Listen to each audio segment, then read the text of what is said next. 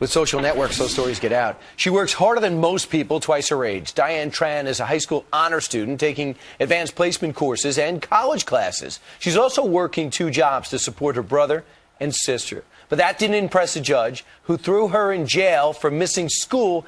She went in jail last Wednesday. So after hearing her story, our next guest decided to take action. And joining us now, president of the nonprofit group, the Louisiana Children's Education Alliance, Charlie Davis. Good morning to you, Mr. Davis. Hey, good morning. Thanks for having me on. So you're not even living in Houston, Texas, where this story originates from. Why does a guy from Louisiana care about Diane Tran?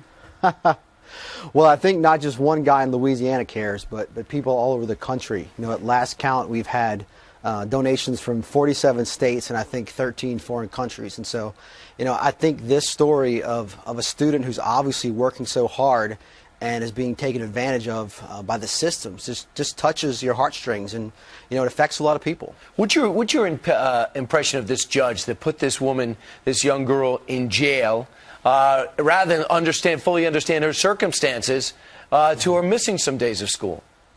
You know, I think that this is bigger than one judge.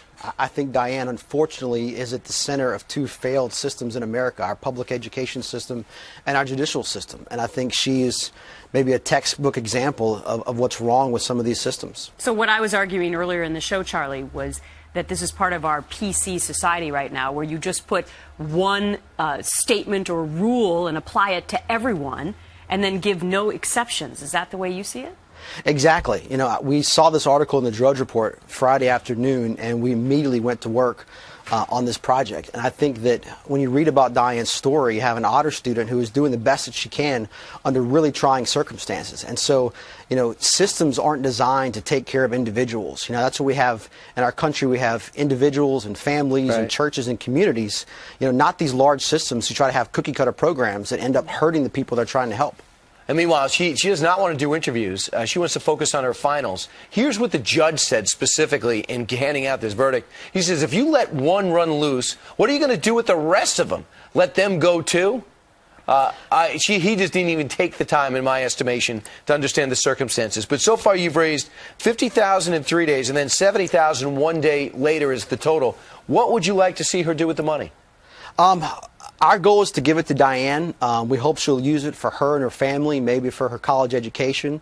You know, the money comes with no strings attached from donors all over the country and all over the world who just want to, I think, extend a hand and remind her that just because, you know, one judge and a few systems in Texas are doing the wrong thing, that the rest of the world's on her side. And we understand that she did spend the night in jail last week and that she was okay as a result of it. The other interesting thing, though, Charlie, is that maybe she's not going to be able to get this expunged from her record, which, you know, no amount of fundraising will do that.